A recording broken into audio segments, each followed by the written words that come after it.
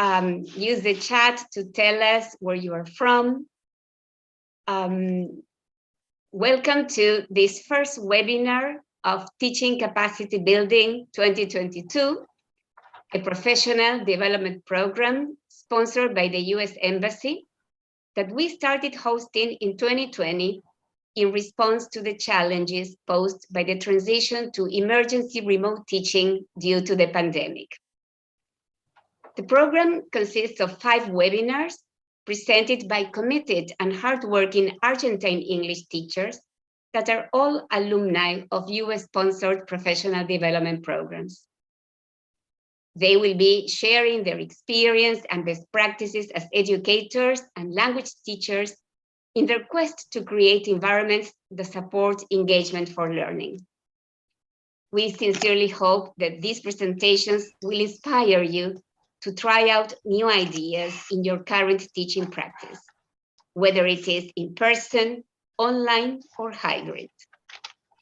Our deepest thanks to the US Embassy, to all the alumni presenters, and the Argentine network of binational centers for their unconditional support in the organization and delivery of this program. Joining us today from the Public Affairs section of the US Embassy Buenos Aires to launch the program are Acting Cultural Affairs Officer Mike McLean, English Language Program Coordinator Noris Sardá, together with Giselle Dubinsky. From Lima, Peru, we have the Regional English Language Officer, Denise Lowry, joining us, and her assistant, Marcela Raffo. We have BNC academic directors and coordinators from Agricana, Comodoro Rivadavia, from Aticana, from Icana, Buenos Aires. We have some of the presenters joining us too. Thank you all for your support. Thank you, Noris, especially for being the soul of teaching capacity building. I would like to introduce now Mike McLean, the Acting Cultural Affairs Officer, who will be greeting us on behalf of the US Embassy. Mike is a third tour public diplomacy officer. His first tour was in Mexico City, and he most recently completed a tour in Kabul, both of which were in the consular section. Mike began his career with the State Department in the civil service as a staff assistant in the front office for the Bureau of International Information Programs. While working for the Bureau, Mike also completed a 3-month temporary assignment as the Acting Public Affairs Officer in Malabo, Equatorial Guinea. He's originally from upstate New York. He holds a Bachelor of Arts in International Relations, a Master of Science in Public Relations, and a Master of Arts in International Relations, all from Syracuse University. He's also a proud Rotary Youth Exchange and Boren Fellowship alumnus, both to Brazil, and he's joined at post by his partner Anjum Underdog Nina. Mike, the floor is yours to greet us. Thank you so much, Eleonora. And good afternoon, everybody. As Eleonora nicely said, I'm Mike McLean. I'm the Acting Cultural Affairs Officer at the US Embassy here in Argentina. And it's a pleasure to welcome you all to this online professional capacity building program on English teaching. And it's crazy to believe that we're already in our 3rd edition. This is an embassy initiative that started in 2020 and has grown into one of the best practices we have to support English teaching here in Argentina, and is a prime example of how we can leverage the network of binational centers across the country to do shared programming to increase our impact.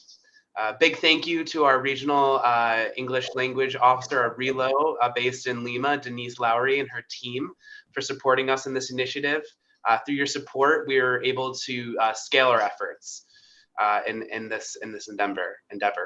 I would also like to thank Dr. Eleonora Sales, the academic director of the Binational Center in Córdoba, and her team for the amazing organization of this program. Without your hard work, none of this would be possible. And a special thanks to all of the alumni participants in these sessions.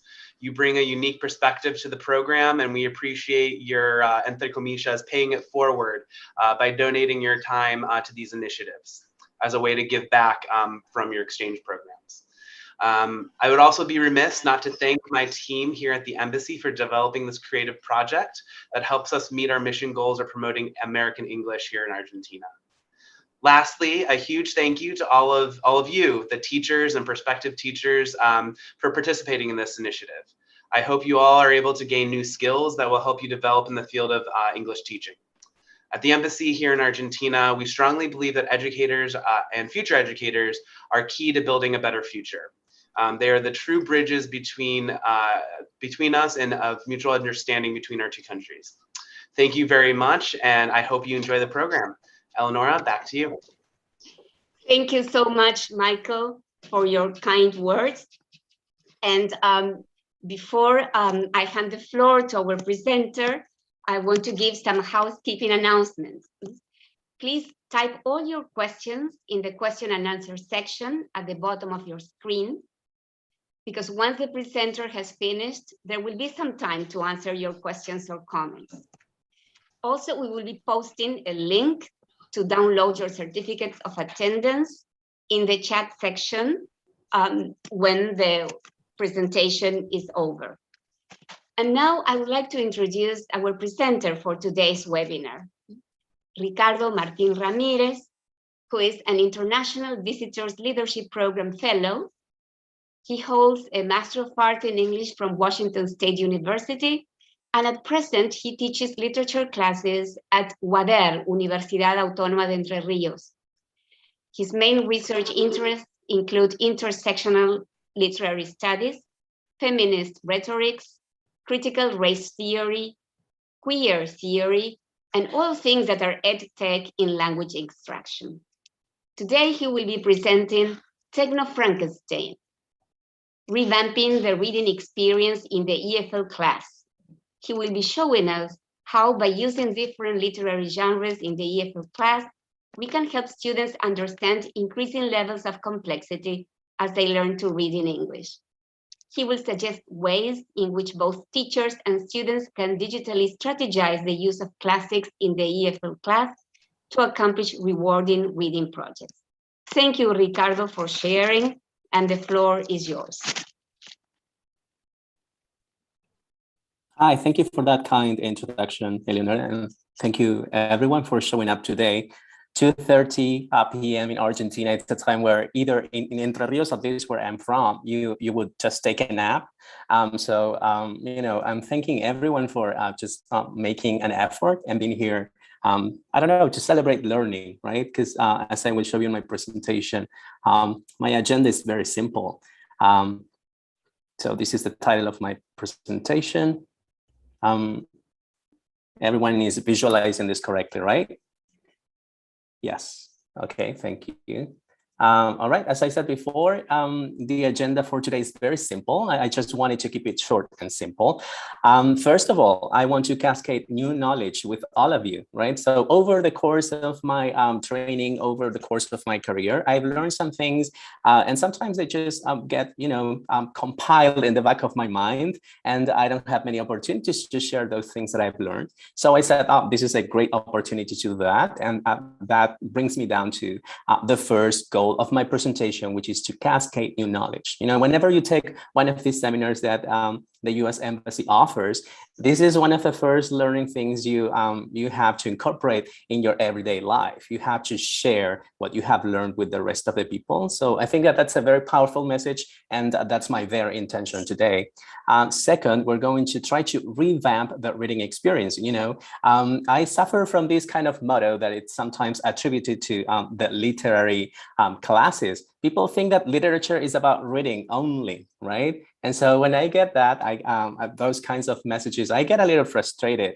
And because the literature is like so many more things, right? It's not only about reading. So we're going to go around that notion, and we're going to deconstruct it and hopefully enrich it as well, right? So the second goal of my presentation is to revamp the reading experience from different angles and perspectives. And the third goal is to have fun, right? Mostly because, usually when you're presenting something to colleagues, you get a little bit nervous. It's hard to, keep the rhythm going. So I said, why not have fun, right? So yes, we are going to have fun as well. We're going to be playing some games, right? So overall, those are the three, goals that, that I have built my presentation around. And all right, so let's hope for the best. And I hope you enjoy my presentation. All right, just to get you started, we are going to play a game, right? I'm going to project the game on the screen. You're going to play alongside with me. So first question I have for you as I upload this is, how many of you have read Frankenstein already? Can you guys use the chat room and tell me? How many of you have read Frankenstein already? Do you know the text?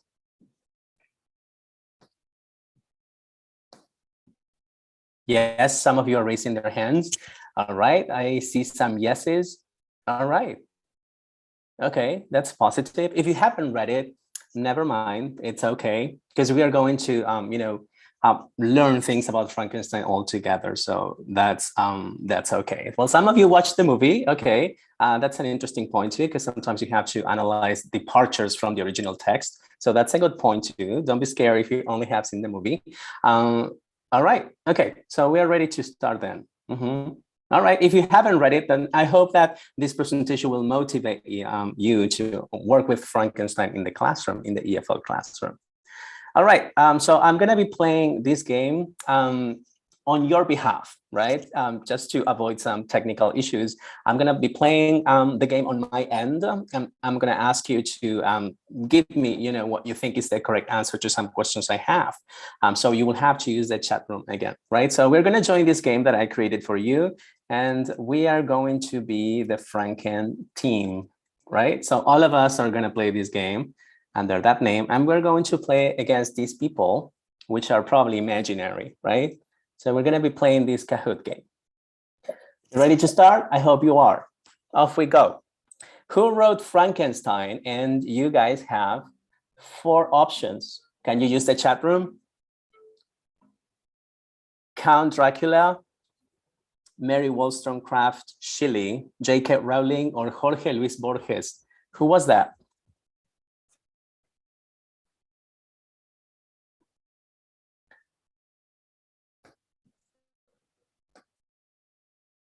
Mary Wollstonecraft, Mary Shelley. All right. So most of you seem to be gravitating toward that name. I'm going to pick that one then. Let's see. All right. We guys are doing good. Very good. We're going to move on now to the next one.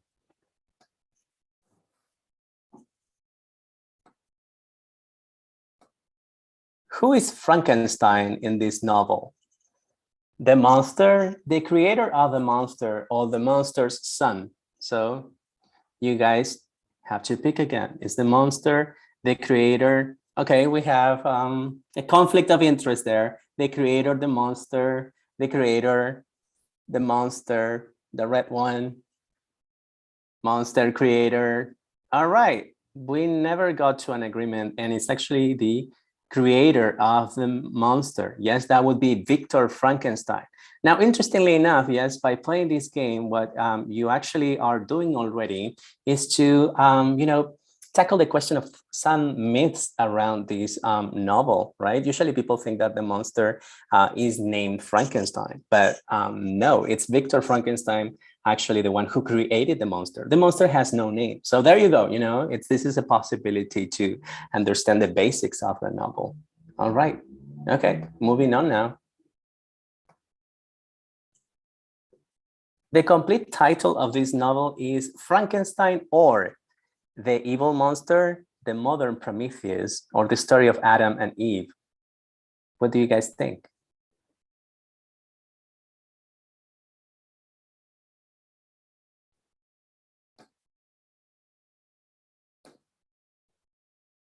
Blue option. All right.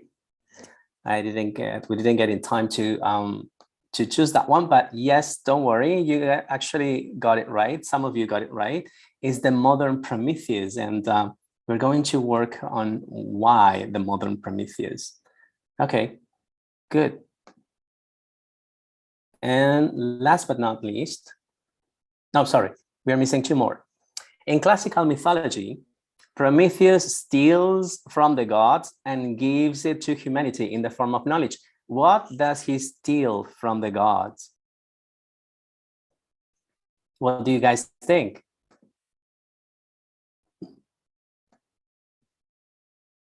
Fire, fire, fire, water. Okay. So most of you seem to think that it's fire. I'm gonna go with fire. All right. Yes, actually, you know, this novel has Promethean ideals in the sense that you have to create, I mean, Victor Frankenstein creates life. So that's giving a lot, again, to humanity, right? Because humans usually have dreamed about the possibility of creating life. All right. And last but not least, this novel includes a series of letters and chapters, only chapters or only stanzas. So what is the macro structure of the text here? Do we have chapters, letters and chapters, or only stanzas?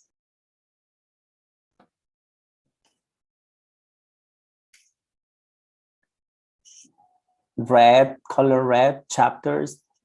First option, letters and chapters, only chapters. Chapters, a series of letters and chapters and chapters, chapters and letters. The first one. All right. We seem to have a kind of agreement on the first one. All right. And so let's see how well we did.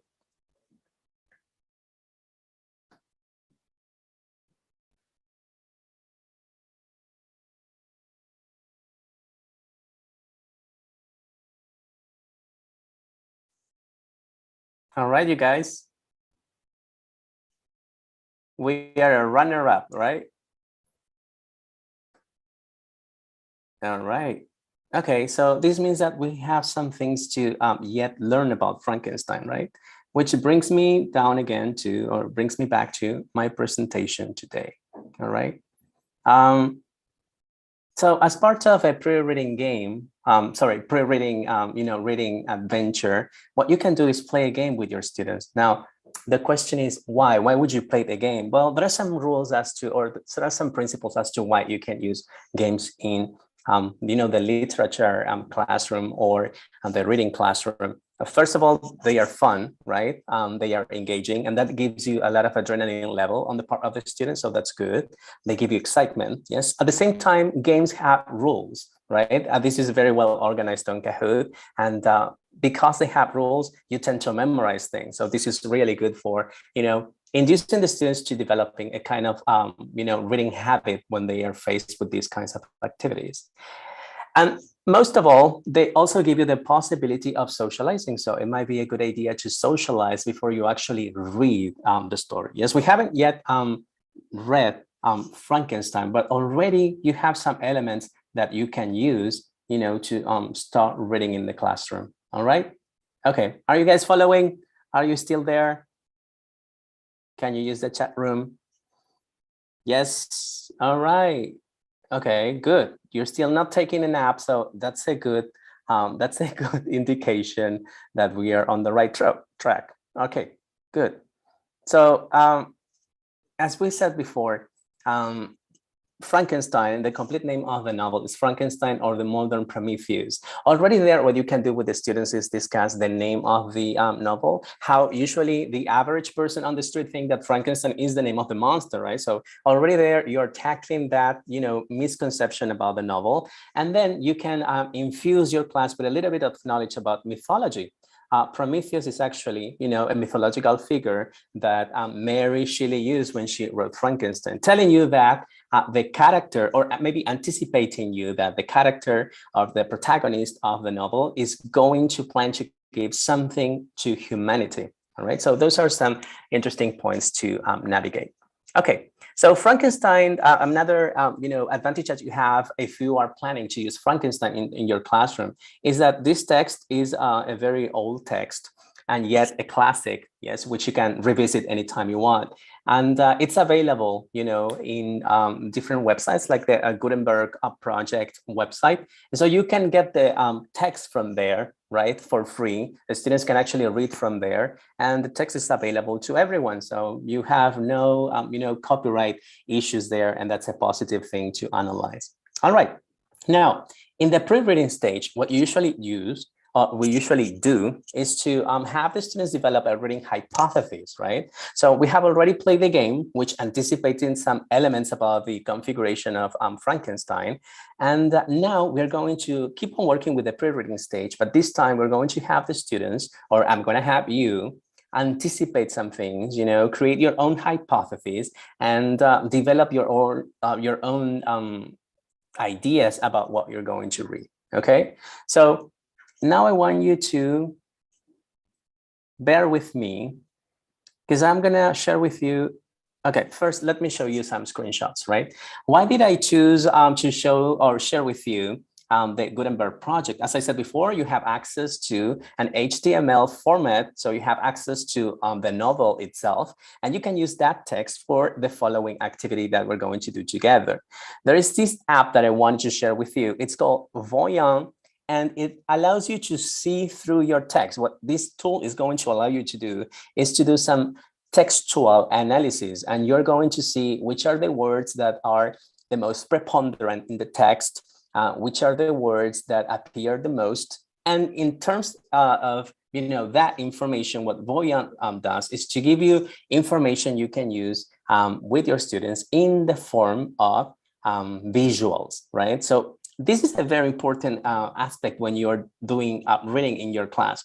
You have to accompany the reading experience with visuals, because in that way, you know, text and ideas are easier to incorporate in the student's mindset, right? So we're going to work through this app. As I said before, the first recommendation I have is that you go into the Gutenberg project. You copy and paste the text from there. I'm going to show you later what it looks like. And when you have all that text copied and pasted, you paste it here on Voyant, yes, and we are going to get some visuals. So what Voyant does for you is to create, for example, a word cloud about the words that have the most frequency in the text. And so this is my questions to you all. Can you tell me what, especially those of you who haven't read the novel, what is the text going to be about if you see any of these words? Can you guys type in something in the chat room? So if we have this word cloud, what ideas come to your mind? What is the text going to be about? It's going to be about the man, yes. What else? What do you guys think? Something happens at night. Okay, thank you, Natalia. Amazing. There are some feelings involved. Time might be important in this novel. Elizabeth and the father, right? So maybe two important characters. Someone dies. There is a place. It's about a man. Death. Death appears here. Also life. So maybe the creation of life, and also you know, some death happening. Father and death. Death. All right. So those are the most important words that appear in this text. And what can you do with your students? Well, you have already a word cloud that you haven't designed, but rather Voyant has designed for you, and you can use it for having the students develop their own reading hypothesis. So that's a very interesting first point to start, don't you think? All right, Pedro says Victor is the father of the monster because it represents life. All right, okay. You are putting together many words in conversation. That's amazing. Okay, so as I said before, this is the first element that Voyant gives you. The second is actually the words that are the most important ones, right? So look at this. What Voyant does is to give you a word count, and it tells you that these are the 5 most important words in all of the novel: man, life, father, shall, and eyes. Now, what's missing here, do you think? What are we not seeing here? These are the most important words in all of the novel: man, life, father, shall, and eyes. The monster is not there, Beatriz, exactly. Frankenstein is not mentioned, right? How they are related to each other, right? So meaning here is a little bit concealed, is undercover. And this is amazing for you as a teacher, right? Because if this machine learning, app like Voyant is telling you that these are the most important words, you don't see the monster, you don't see life. Well, you see life, but you don't see death in the 5 most important words. So, this is something that you can use for having the students operate on this basis, on this initial basis, right? So these are the most important words. What can you tell me about this novel? It's going to be about a man possibly creating life. Father. Who is the father? Is the creator of the monster the father of the monster? Is this the relationship that we're going to be talking about, right? How about the eyes? Why are eyes so important? And that's the question I'm going to ask you. Why do you think the word eyes is repeated so much? Can you guys tell me what you think?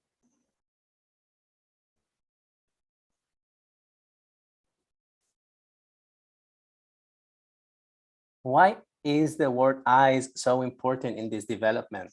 What do you guys think?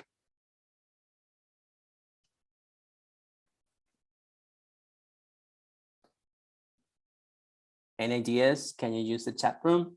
Luis says we can identify through those words. It would be an interesting story about love, crime, because eyes do not lie. All right, I love that. Eyes do not lie. You can see through your eyes. The father can see through the eyes. Eyes are normally the window of the soul. Amazing. I love that. How poetic that sounds. The opens can be a sign that the experiment is a success. Very good. Okay. All right. So are we reading the text? Not yet. And somehow we are already, anticipating the text, and we are accumulating all these words, which allow you to create a first impression about the text, right? So if you go into a classroom and you say, okay, today we're going to read Frankenstein, there's not much, engagement in that sentence. It sounds just like a boring instruction. But then again, if you play a game and if you say, well, these are the words that are the most important ones, can you create the story yourself? You're asking the students to imagine what's going on in the story. So the link you create, the conversation you create between the student's background and the storyline is very powerful, right? So Voyant allows you to create something like this, right? The pre-reading stage is pretty much guaranteed by the use of this app. I saw that something also share this tool in the chat room. That's amazing. Thank you. I'm going to share everything that I have with you later. So don't worry if you don't know where these things come from as of now. All right. And look at the next words. The man said, time, saw, night, and Elizabeth. Elizabeth seems to be an important character in the story, and yet we haven't, we don't have any mentioning of Victor Frankenstein or the monster. And then again, Elizabeth is important. So what happened to Elizabeth? Yes, let's see if you can, guys, give me a little bit of an element to work on. So what happened to Elizabeth in this story? What do you think? Can we anticipate that?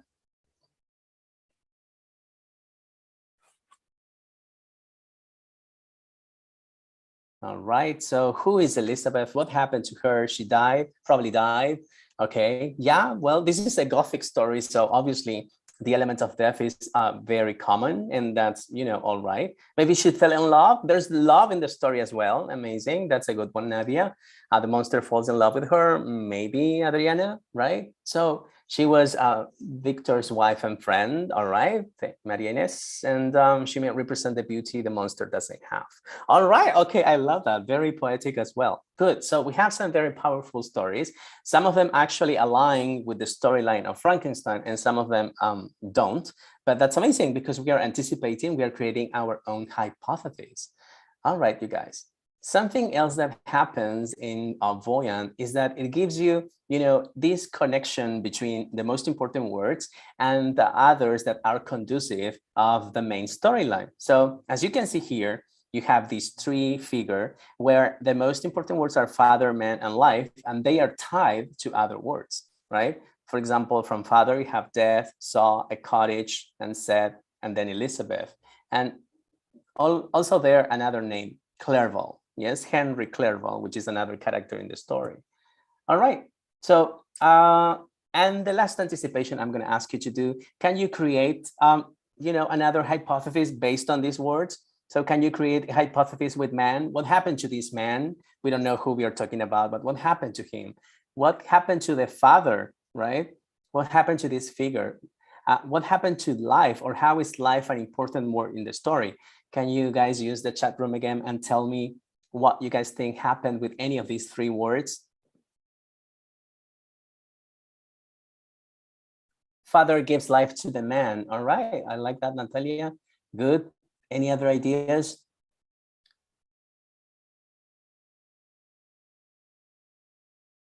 All right, man, father, and life. What happened to this man?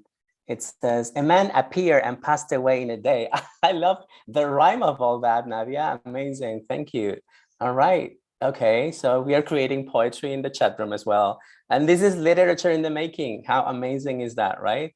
Okay, good. I'm gonna stick to that, Nadia. Thank you for your inventiveness. This is amazing.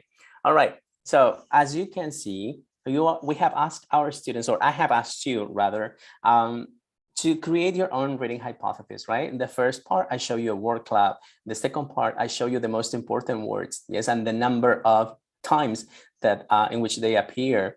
And then third time, I gave you this, circuit that you can use to create a possible storyline as well.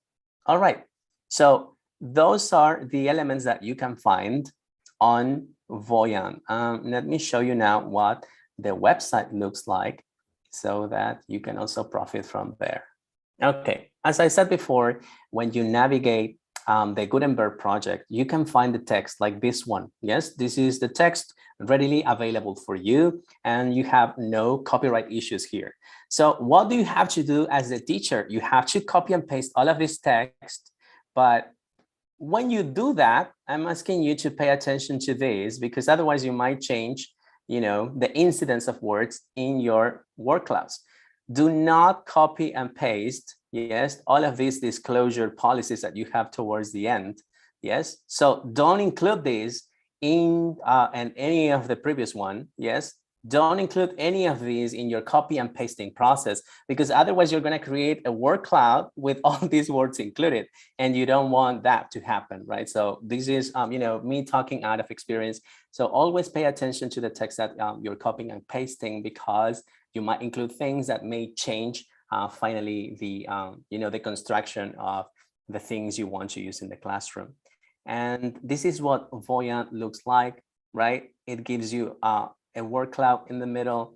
It gives you here some other words. You have the terms, as I mentioned before, and this circuit or tree, family tree, family word tree that you can use again to ask the students to create their reading hypothesis. All right. So this is the first, well, these are the two apps that we have used so far. We played a game anticipating, and now we have used a textual analysis tool like Voyant, right, to have the students develop their own reading hypotheses. Are you guys following?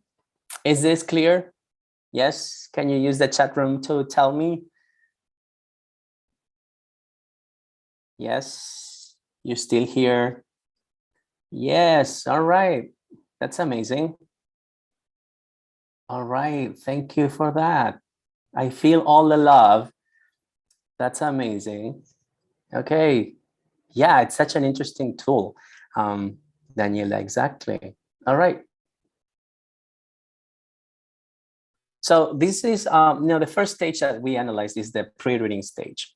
We all know that when you're doing reading in the classroom, you also need to think of activities for when you are reading the text in question, right? So what can you do for the while reading activities? Frankenstein is about a monster, right?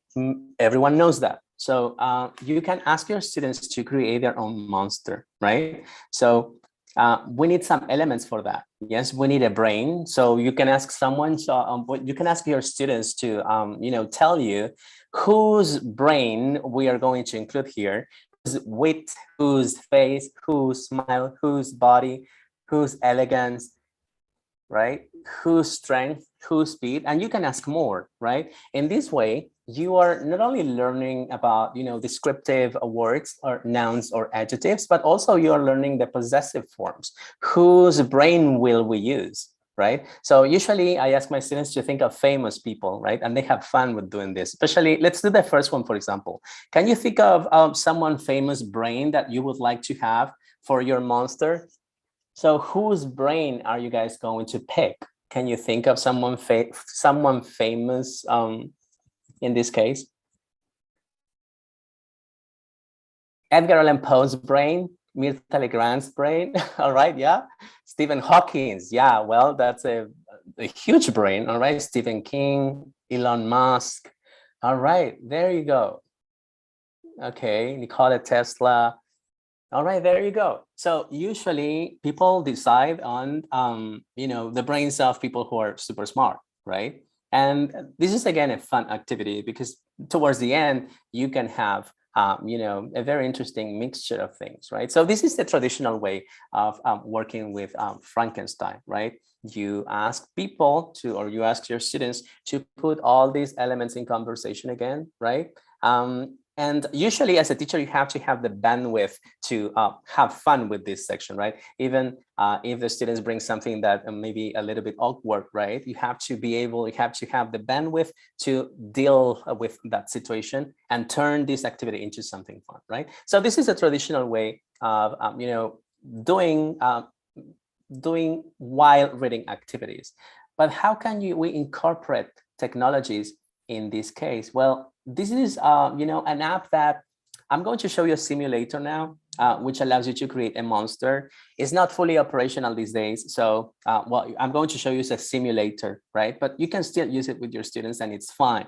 The only maybe limit to using this website is that you won't be able to download, the final creation that or the final product you should come up with. But you can still take a screenshot if you may, right? So I'm going to show you how this works and how you can use it with your students, all right? Okay, are you guys following?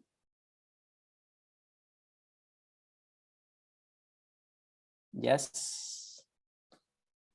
I hope you can all see this website.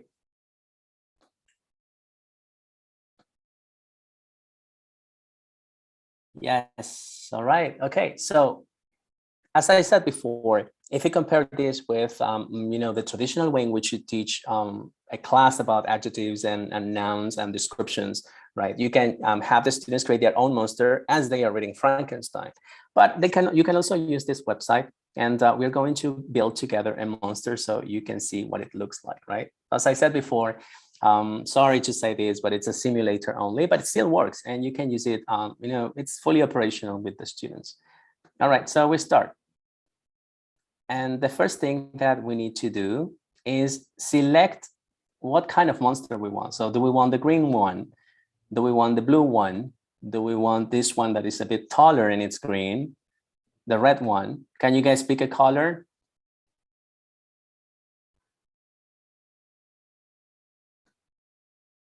Blue, green, yellow, golden. I have 2 for yellow, orange, red, green, orange, red, red, red. Okay, I think that the reds have it. So we're gonna go with red. Next point, we're going to, well, already we chose the color, right? So it's color red. I'm gonna keep the red color. We're gonna move on. And we have some other elements that you can choose, sorry. We have hair, right? So let's say that we want this hair on our monster. Does it have, well, it has hair, so it won't have a baseball cap. Does it have glasses? Yes or no? What do you guys think? Glasses, yes or no? Yes, yes, yes. We need a monster with glasses. Amazing. Okay. Does it have fangs? Yes or no? Yes, it has fangs. All right. We're going to choose this one. All right. And we're going to move on. Sorry for those of you who said no, but the yeses had it. So this is a simple majority vote. Okay. All right. So the name for our monster is going to be Franken. And look at this.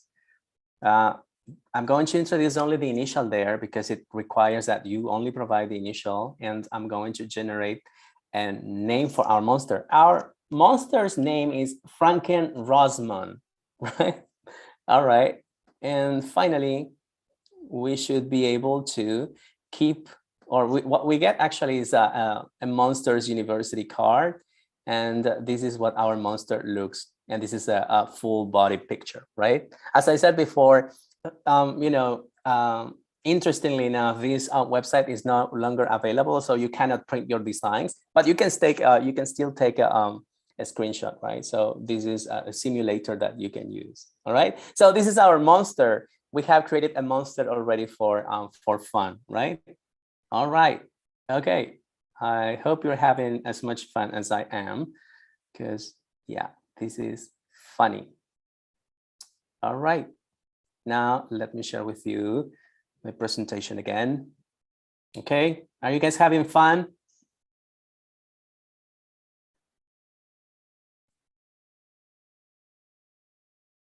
Yes. All right. Okay. That's a good one. That's a good one. Okay. So we have anticipated the content on Frankenstein. Now we are working with Frankenstein. Already we know that Victor wants to create a monster. So we accompany Victor in that process and we create our own monster. All right. Okay. Something that usually happens and that something that is usually taught in literature classes is the notion of the doppelganger effect, right? Now, if you are an English teacher and you don't necessarily, like literature, or maybe literature is not your cup of tea, this is a kind of a very complex scenario, a very complex notion, right? So the doppelganger effect, that means that usually in stories like this one, in Gothic stories, there is someone who is portrayed as a double or your evil twin, right? So this is something that people in literature like to discuss about. But can we teach this concept, which is very advanced, to younger students? That's the question, right? Yes, I will share all the links towards the end. Don't worry, I have all of this ready for you. As I was telling you, this notion of the doppelganger is a very advanced notion, and usually you see these in literature classes. So can you do this in, in a primary or elementary school? Can you do this in high school level? I think you can. It's all about how you present it, and it's all about how you engage the students into grappling with this notion, right? So what can you do in the traditional way to have the students understand the doppelganger effect? Well, usually what you can do, yes, is, for example, do a derivation of words activity, and you explain the notion. The doppelganger is the German expression meaning a lookalike, and so on and so forth. But this is, the very traditional grammar class, okay? And again, what you can do after that, right, is to create this comparison where you understand that, for example, Victor and the monster are very similar. They are both outsiders. They are passionate and driven by ambition. They are intellectually gifted. Actually, the monster in this story, if you haven't read it, is very smart. He doesn't speak and learns a language over, the course of a very short time, right? So he's very knowledgeable. He's into literacy, and he reads classic books, classical books, right? So he's into the classics, which is amazing. So this is a very interesting monster in and of itself, right? All right. So usually the question that people get asked when they are reading Frankenstein, who is the real monster in the story? Is it Victor Frankenstein because he's super ambitious and wants to destroy the monster? Or is it the monster, a monster per se, right? Because he looks horrible. But then again, he shows you a lot of empathy, right? So those are, that's actually the crossroads that our readers are faced with. Now, this is how you would teach, for example, high school students or students, for example, at the college level. This is how you would teach them about the doppelganger effect, which is super metaphorical. Now, how can you, do a little bit of a transposition and teach this to younger students? So I'm going to show you this game now. Yes, and we're going to play together. So more games to play, more fun to have. Are you guys following? Yes. Still there? Still there. Amazing. Okay, good. Good, good, good.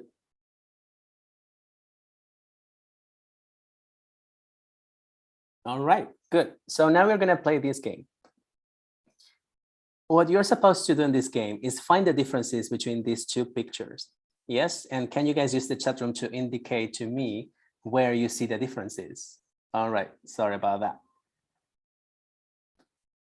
I will have to skip the ad, and there we go. Can you see the differences between the two images? The eyes, someone said the eyes. All right, so you mark the eye, the hands, all right. What else? The feet, we have a missing feet, the hair, button and the coat, all right. You guys, the ears, okay, the lips. Yeah, okay, very good, you guys. You found all the differences. Now, this is a game for kids, but I am more interested in what we're actually doing with this game, right? As I said before, when you theorize about literature, you usually need big concepts, which are a little bit complex for, you know, younger people, younger students. So what do you do with these kinds of games? Well, what you are doing is using metaphors, or you're using the metaphorical level to indicate that two people can be, you know, just lookalikes or identical. And then again, there are differences in the two of them. And that is the doppelganger notion, right? Did you guys follow that? Did you see how I strategized the use of a notion, which usually is very complex, right? Do you understand how we are facilitating abstract notions for students? Yes. Does it make any sense for you? Yeah. All right. Yeah, especially because I'm interested in using, in you guys using Frankenstein with all of the students, right? With regardless of the age factor, right? Okay. Right. Yeah, exactly. Abstract thinking is very good for having the students developing criticality or critical thinking. Exactly. That's exactly what we're doing. But we're being super pragmatic about it. Okay. All right. Good. Now I'm going to push forward a little bit more, and we're going to move on to the next part of the presentation. So what else can you do with the wild reading, you know, part of the reading adventure, right? So what you can also do is present the students with parts of the text. This is, for example, for volume 2, chapter 1, and you present them with a situation. Here it says, Victor explains his remorse to Walton. He goes to Bellerive. He contemplates suicide because he feels he's the true murderer of Justine. He visits a valley, and though he recognizes the beauty of the Alps, he can't find peace. So this is happening to Victor mostly. And the thing is that he feels, you know, very remorseful because he hasn't confessed that maybe he's responsible for a crime that took place, right? So I'm just giving you some context in case you haven't read this. So what can we do with this? We can ask the students to engage into this part of the text. And you can ask them to, for example, share stories on Instagram with their reading progress. So they have to indicate the reading progress in terms of percentages. And then they have to write their opinion so far. So, oh no, don't kill yourself. Yes. So you are giving advice to Victor. And then you have to include, or you're supposed to include a GIF reaction. In this way, again, you are using technologies and you are you know, this is what we call proximity or proxemia in Spanish, right? So you are approximating, you're becoming, you know, a part of the student's learning experience. And this is good because they are relating to the text, right? So you are extracting parts which are important in the novel, parts that are very significant and maybe a little bit shocking. And so you're asking the students to react. In this way, the reading experience is memorable again, right? Now, volume 2, chapter 7, in this case, well, the monster, I'm not going to read the text for the sake of time, right? I want to end my presentation. So volume 2, chapter 7 is all about how the monster feels rejected by a family that he adored, this family that he learned English and French from. So he loves this family, but he is not interacting with them because he knows that he looks like a monster. There is only one person that actually accepts the monster, and it's the blind man, right? So mostly, you know, we talked about this. Why are the eyes important in the story? Well, this blind man doesn't have any kind of prejudice towards the monster, and he likes the monster. The monster likes this blind man, but then when he confronts the rest of this blind man's family, he's he's actually hit. He feels humiliated. He runs away into the woods and into a different kind of area. So yeah, this is a shocking moment, and you can ask the students again. Well, if you are in this volume of the text, already you are at the 52%, of the reading project. So this is really good. If you have gotten up until volume 2, it means that the students are engaged in the reading. What's your opinion so far? Oh my God, why did they hit the monster? The monster is so nice. He's like his own, not only nice, but also he's, a helping hand to this family. But then again, because they see, how he looks, then they reject him, right? So this is a little bit contradictory in the story, but then something that you might have to prepare your students for, right? So are we still reading? Yes. Are we incorporating technologies in the reading process? Yes, the students are sharing with the world what they are reading and how far they have gotten, right? So this might be a good way to infuse your teaching with technologies again. What can we do as a post-reading part? Well, we can do what fans of this novel do. So I'm talking about to the fandom maybe here, right? We can rewrite the story or continue writing the story. This is usually a good way to intervene the original text as well. Now, this app I'm going to be using now, I'm showing you, is called Storybird, right? Storybird.com. And what it allows you to do is to create stories where you can, for example, ask students to continue writing the plot by giving them some pointers or some prompters, right? Are you guys following? Are you still here? Yes.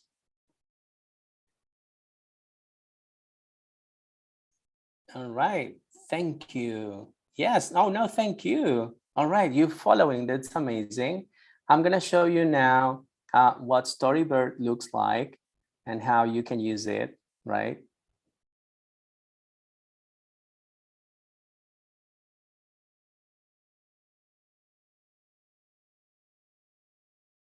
Okay, so this is Storybird. If you want to use all of the features available on this app, you have to pay. So that's a limit already. But you have a trial, a free trial for a few days. So maybe if you want to plan your activities during that time, that might be a good idea, right? What can you do on Storybird? Well, you choose, the images that you want here. I'm obviously all choosing most of the pictures have to do with Frankenstein. Others are just an incorporation, or just they just contain a Gothic element, so are not directly connected to the story. So this is what I created, yes, and I'm going to show you what it looks like. So the new text that we are composing is called The Story of Franken Jr., the Monster Son, right? So this never happened in the story, in the original story. The monster didn't have a son. The monster wanted a mate. Yes, he wanted, someone as a partner, but yeah, Victor Frankenstein didn't allow for that. And that's how the story goes. But here we are, rewriting the story or just creating a sequel. And so this is how the story goes. And you can ask the students to, for example, answer some questions to the new writing prompts that you have. So here it says, Franken Jr. met up with this woman and decided to, who is this woman? What did Franken Jr. decide, right? So you're asking them to continue your storyline with their own ideas, all right? What happened to Victor and why is he alive? In the original story, right, in the original novel, Victor Frankenstein dies. Big spoiler, I'm sorry if you haven't read Frankenstein, but it's a Gothic story, there's a lot of death happening. So Victor dies, I'm sorry for that. But so here, Victor is, again, alive. So how did this happen, right? Did he know Franken Jr. was after him, right? So we have a little of a mystery there. Now, how did Franken Jr. plan to carry out this revenge plan? Who did he bring along and why? As you can see here, we are putting together two stories in conversation. We have Dracula now, right? And then how come there's a witch in the story? How would you explain it? Right, so we are putting more elements than the original ones. And then who is this woman? How did she convince Franken Jr. not to take the revenge road? So maybe, the monster son is good nature and he's not planning to kill anyone. And then finally, this is the most challenging one. Franken Jr. and Victor became good friends and decided to teach the world a lesson about peace negotiations. But what happened? And will we have aliens towards the end? How can you fix your story if you have aliens, right? Well, everything is possible when you're writing fiction, right? So that would be the lesson that you could be sharing with your students, all right? Okay. Going back to the presentation now. And all right. Are you guys part of the fandom? Do you like fan fiction? Can you guys use the chat room to tell me? Eugenia says students are writing and adding imagination and climax with those characters. Exactly. All right. So I'm asking you if you love fan fiction. Yes, do you enjoy that? All right. So you are in the right presentation. Okay. I'm liking the fact that you like literature and all things reading. Amazing. All right. And now just to wrap up. What did we do in this presentation, right? So we're going to theorize a little bit what we just happened here, right? Because yeah, it seems like a lot of ideas put together, but there's a filter to this, yes? So how can we theorize our practice?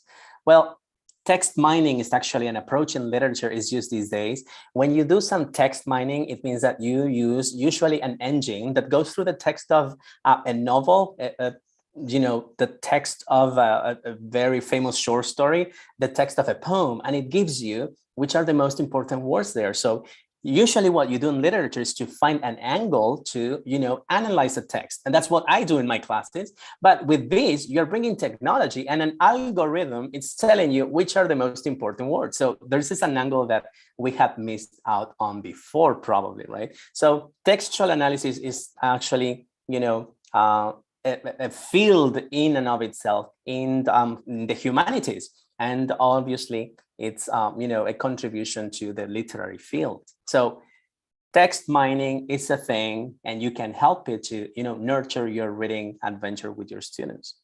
Queer pedagogies. What is a queer pedagogy? Well, when you are compromising, you know, the students' levels of criticality in your class, and they can, you know, bring their whole backgrounds or their whole bodily experiences into the classroom, the learning becomes a lot more meaningful, right? And this is what queer pedagogies actually preach, that the students shouldn't be able to cleanse their, you know, bodily configurations before they enter the classroom. No, they should embrace who they are. They should embrace their learning personas and use that so that you can exploit all of those materials in the classroom, right?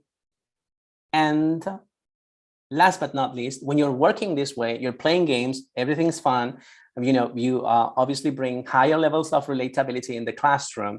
What you are doing is to create literary empathy with the students. So the text is so powerful. Frankenstein is so nice. It's so good. It allows you to create literary empathy with the students.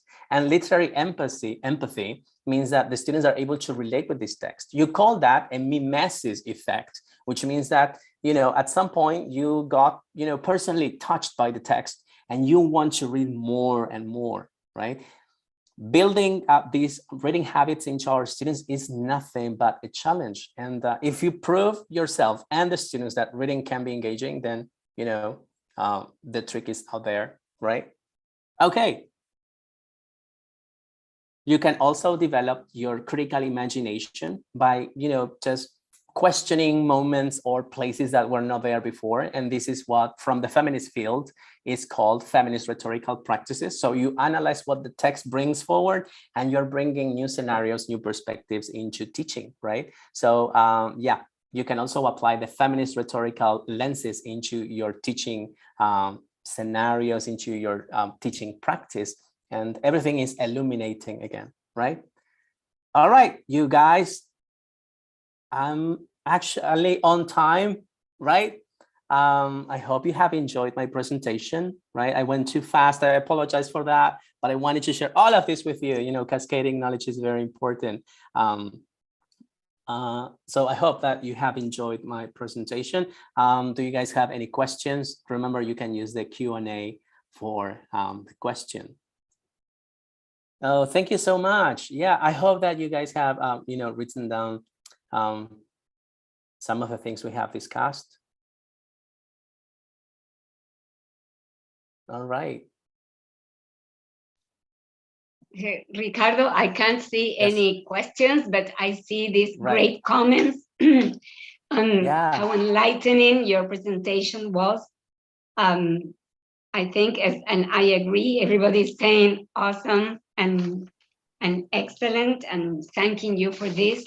I love the way you approached, you know, the pre-reading and showing us how to use this app Voyant, you know, to anticipate the text and all these great ideas you gave us, and the while reading, you know, and creating your own monster, and a simple way to teach this concept of the Doppelganger effect. That was really amazing, you know. And one of the objectives of this program is exactly to find ways to engage learners. And you have given us the perfect example of how to engage learners through literature, using classics, using a book, you know, that is, as you said, freely available to everyone, and how we can, you know, use educational technology to mine the text,